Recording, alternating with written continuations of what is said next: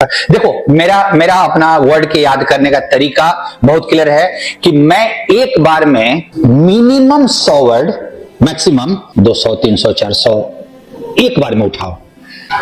समझना, हड़बड़ाना मत, हड़बड़ा मत।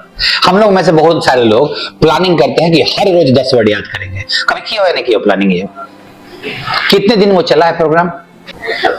तो अभी देखो, तुम्हारा 10 वर्ड जो बहुत इजी था उसको तुम एक हफ्ते भी कंटिन्यू नहीं कर पाए, और मैं अगर बोल रहा हूं कि मिनिमम 100 मैक्सिमम 500 तक जा सकते हो, तो तुम अभी से यह हथियार डाल दिए।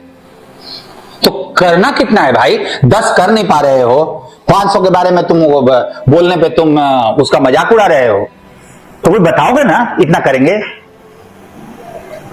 तुम देखो क्या होता है 10 वर्ड में। एक तो कि वो रूटीन बन गया, और रूटीन तुम कभी फॉलो नहीं करते हो, ये बात तुम बहुत क्लियर रखना, रूटीन फॉलो नहीं करोगे। दूसरा कि जब तुम दूसरे दिन चलोगे ना या तीसरे दिन, तो पहले दिन वाला तो गायब हो गया है,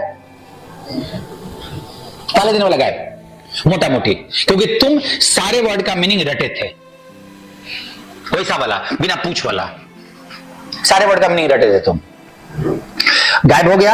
आगे बढ़े, पीछे से वो मिटते चला जा रहा है। तो तुमको साइकोलॉजिकली ये दिखता है, क्योंकि रिवीजन हम जब याद करते हैं ना तो रिवीजन कभी नहीं करते। और मैंने बोला था रिवीजन 80% है, 20% याद करना है। याद कोई भी कर लेगा रट के, लेकिन जो रिवीजन करेगा उसके दिमाग में टिका रहेगा।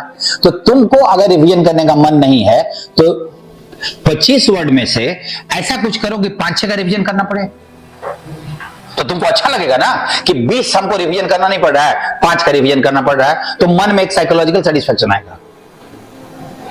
और वर्ड एकदम अटपटे तरीके से तुम कहीं से भी कोई भी एक सोर्स मटेरियल ले लो। अभी तो मैं बोल सकता हूं कि चूंकि मेरी किताब अब है तो तुम उसको भी रख सकते हो, या कोई भी सोर्स मटेरियल जिसे तुम याद करना चाहते हो। कुछ भारी संख्या में वर्ड उठाओ, 10-15 नहीं।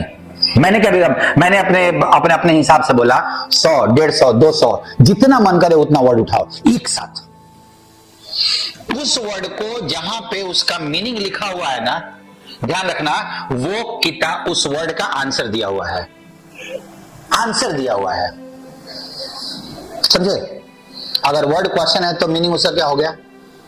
आंसर ही हो गया ना भाई। तुम वहां से एक अपनी कॉपी रखो और उसमें वर्ड को सिस्टमेटिकली नहीं, जितने बेतरतीब तरीके से लिख सकते हो लिखो उसको। एक पेज में कम से कम नहीं तो 100 से ज्यादा वर्ड लिखा जाएगा। एक यहां ऐसे करके टेढ़ा लिखेंगे, उसके बाद एक यहां लिखेंगे, फिर एक यहां लिखेंगे, फिर एक यहां लिखेंगे, फिर ऐसे लिखेंगे, फिर इधर से लिखेंगे, ताकि दिमाग उसका पिक्चर नहीं बना पाए। इतने पेज में, इतने बड़े पेज पे अगर मैं 150 वर्ड लिख दूं, तुम आंख बंद करके इसका पिक्चर बना सकते हो? पिक्चर बनाने के लिए एक सिमेट्री होनी चाहिए, कोई ना कोई एक ऐसा होना चाहिए कि जब आंख बंद करो ना तो वो वृत्ताकार है या लाइन में लिखा हुआ है। ऐसे लिखोगे बेतरतीब तरीके से, पूरे पेज में भर दो, मतलब इसमें जहां जगह मिले सब भर दो, तुम्हारा काम हो गया। जितना भी तुम कर सकते हो भर दो। और अब अपने सोर्स मटेरियल जहां पे मीनिंग लिखा हुआ है उसको निकाल के पढ़ो, पहले आराम से पढ़ो, रीडिंग मारो, कहीं स्पेलिंग का हेल्प मिल जाए, कहीं सिचुएशन का हेल्प मिल जाए, वो सब सिचुएशन और स्पेलिंग सब अंडरलाइन करते हुए चले जाओ। तुमको पक्का है कि 30 या 40% वर्ड तुमको नया मिलेगा जहां पे कोई पूछ नहीं लगा पा रहे हो। तुमने वो काम कर लिया, समझ लिया, अब उसको बंद कर दो, इसको निकालो और यहां से देख के याद करने की कोशिश करो कि तुम क्या क्या पढ़े थे। तुम एक चीज निश्चिंत रहोगे, रटना नहीं, एक बार के बाद दोबारा नहीं रटना। पहली बार पढ़ रहे हो ना तो खूब आराम से, क्योंकि मैंने एक चीज देखा है भाई, रियलाइज करो, मैं इधर के पेपर्स में चेक कर रहा हूं, देख रहा हूं, मुझे यह दिखाई पड़ता है कि एक अच्छी अंडरस्टैंडिंग के साथ साथ अगर आपका वर्ड पावर अच्छा हो जाए ना तो तुम्हें इंग्लिश के पार्ट में स्कोर करने में कोई तकलीफ नहीं है।